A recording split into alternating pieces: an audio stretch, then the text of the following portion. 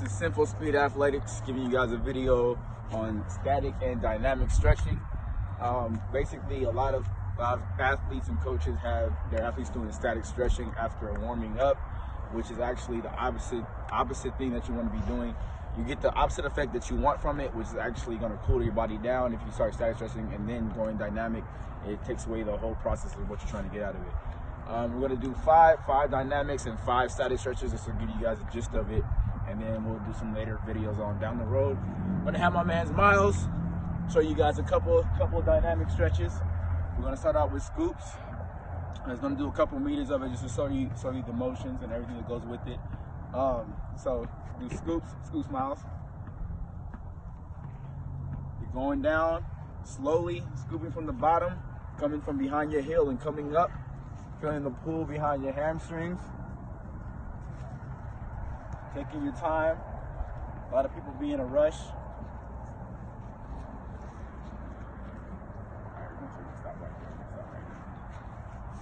All right, basically another dynamic stretch we have are we call them jailhouse walks. It's a hip flexor and a groin activator. So you're gonna put your hands behind your head and you're basically rotating over like you're walking over a hurdle. Slowly getting the workout in your hip flexors, making sure your groins are getting worked out.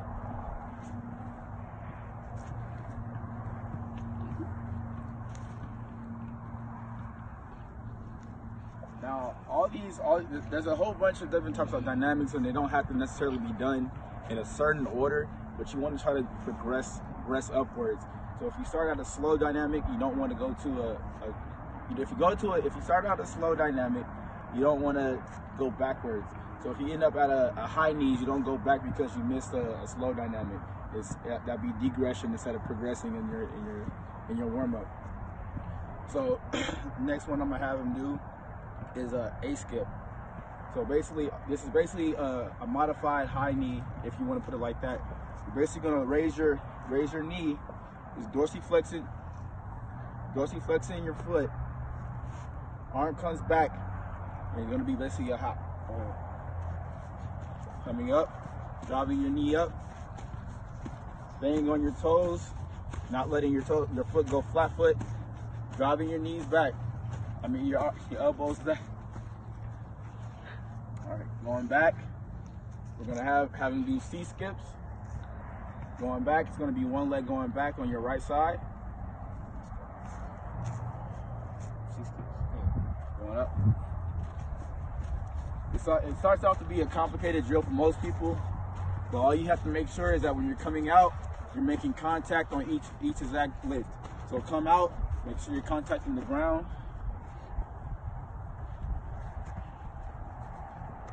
Going back, last drill we're gonna do, we're gonna be high knees. We're gonna demonstrate the high knee before he does it, just to show the difference of what everybody does when they actually are doing it incorrectly. People have the tendency of leaning backwards, and they'll have a rush to it as if they're trying to get done with the actual exercise a lot faster. Coming through, they'll lean back, and they'll be like this, or they'll go real fast. Going up, you want to dorsal flex. You want to flex your abs. It's a power position coming through forward. It brings your body forward, so you're not leaning back. Flexing your abs, coming up, lifting your arms up. Boom, boom. Everything drives back. So we're gonna have Miles do it.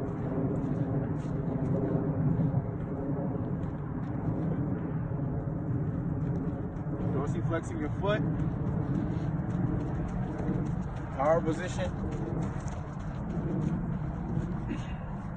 All right, so those are the 5 dynamics that we're gonna do for today. We're gonna basically go over some static stretching with it after the workout when your body is coming down and you're cooling down. Basic stretch a lot of people do, feet together, going down. Now when you're doing this stretch, people have a tendency to try to hold their head up, which actually puts tension in your neck.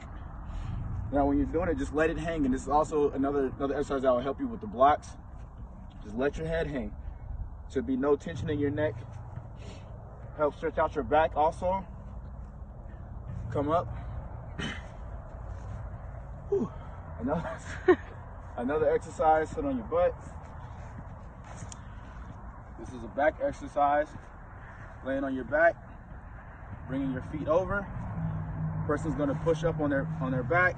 They're gonna hold it up. All you're doing is you're guiding their feet so they don't fall over. So you're holding it up, slowly rotating to one side,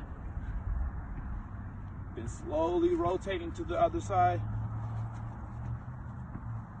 And once you've done it, you're gonna come back to the middle and you're gonna carefully bring their body back down. You don't want them to jerk because that can cause injury. Another stretch that we have, you're gonna lay on your stomach and you bring your foot behind you and your foot should be touching the ground. So you're basically feeling the stretch in your quad, back of your hip, and on the side of your hamstring. Bringing it back, coming up. So right here, how Miles is doing it, that was kind of incorrect. So right here, he's reaching too far. It should be right here touching the ground. You should be able to connect with the ground. If you can't touch it, most likely you're overstretching. So coming back. So when everything you're doing, make sure you're coming back as slow as possible to not overexert yourself. Coming back.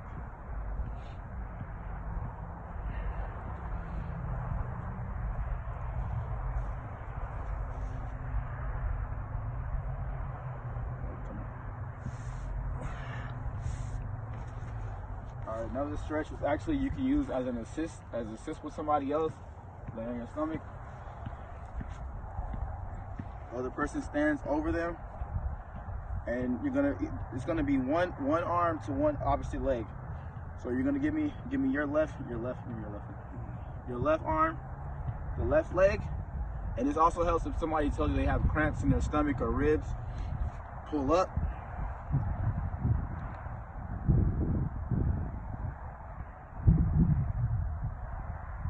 Once you're done, you're slowly gonna release them, coming down, coming up. Slight pull, don't yank on them, just a slight pull. Coming down, rolling your back. Last stretch I'm gonna show for today is you're gonna bring this leg over, you're gonna bend it as if you're doing a high knee. You're gonna bring it over. Other person's gonna stand right here. You're gonna lock out their bottom leg, which I usually put my foot under their knee, so it keeps them from trying to bend it. Put your other foot right behind the cusp of their. You're gonna bend it though. Right behind the cusp of their knee, so it doesn't try to come backwards. You're gonna take your opposite arm. You use that arm at this current point in time. You're gonna reach for your other arm as far as you can. This is actually a stretch for your hip and lower back. Reach as far as you can.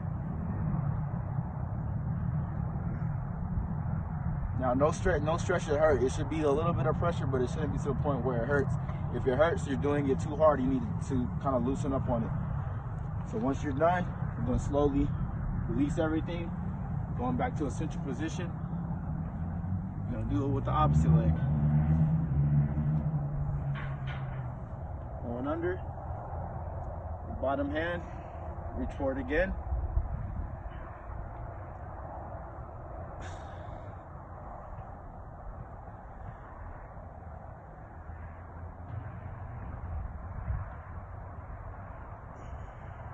Slowly release. And stand up. And that was basically 5 dynamics and 5 static stretches you guys can do after you guys are done with your workout. Just always try to remember, if you're starting your workout, once you've warmed up, once you run, always do dynamics first. The dynamics come first after everything. Only exception to that one rule is if you already have a tweak or some type of injury you have, do dynamics, and then you can focus on that in particular injury doing a static stretch. But this is Simple Speed Athletics signing off. Go hit that like button, subscribe. Peace out.